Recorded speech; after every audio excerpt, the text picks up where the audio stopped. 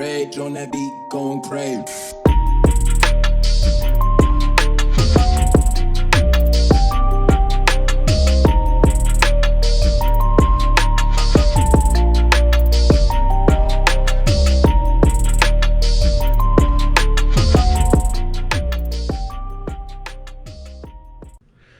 All right, guys, what's up? It's Mike, Rugged Adventures.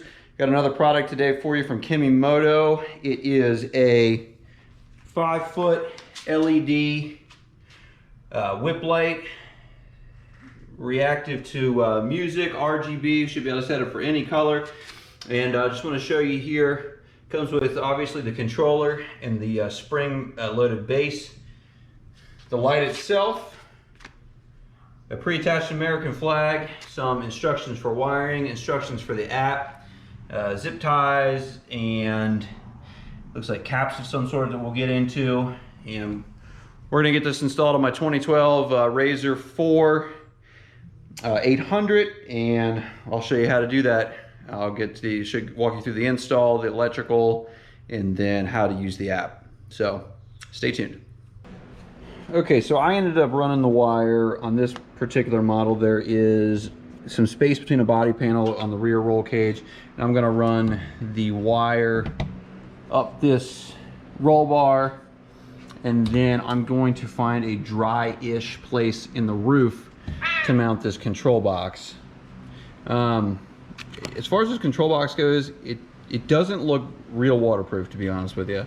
So what I'm gonna do is, and it looks like it may have at one time, I don't know why that wire is cut there, but that is from the factory. So what I'm gonna do, I've already checked to make sure it works, so we're in good shape there. I'm gonna just wrap this in electrical tape and then put it way up high on the roof here, where it will hopefully get exposed to the least amount of moisture possible.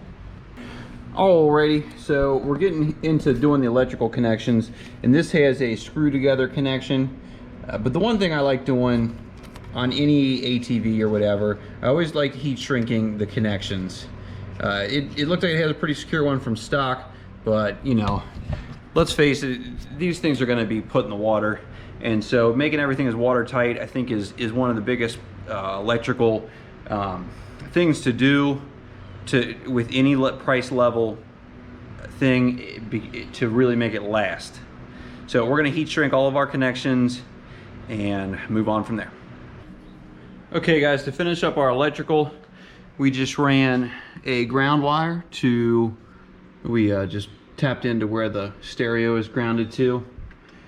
And then underneath the dash, we needed to tap, you need to tap into something that only has power when the ignition's on.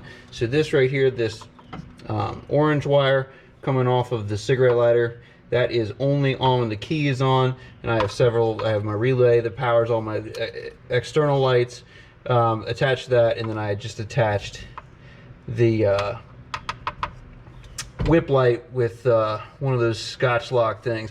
I'm not a huge fan of Scotch locks, but there were several of them on there when I got the rig used, and they've held up, so I just used them under the dash where it's less likely to get wet. So here we have it.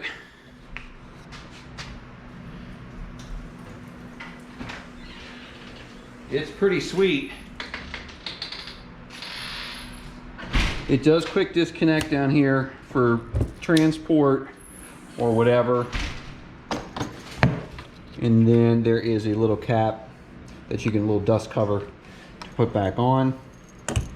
But it is, like I said, it's super important for when you're hooking this all up to make sure that it is only connected to a key on power source, because as you can see, it will just stay on all the time if you don't. So next up, we'll get out on the trail and get some sweet drone shots of it. All right, boys, we're at the farm now. I've got the Kemimoto 5-foot LED whip light going, and it has so many modes that you can do. It's like a plethora of modes. Let me show you here. You just go into your app. Try to get it so it's not in the sun. Anyhow, you go into your app and you can change it to just hundreds. They actually have, I think, 250 modes.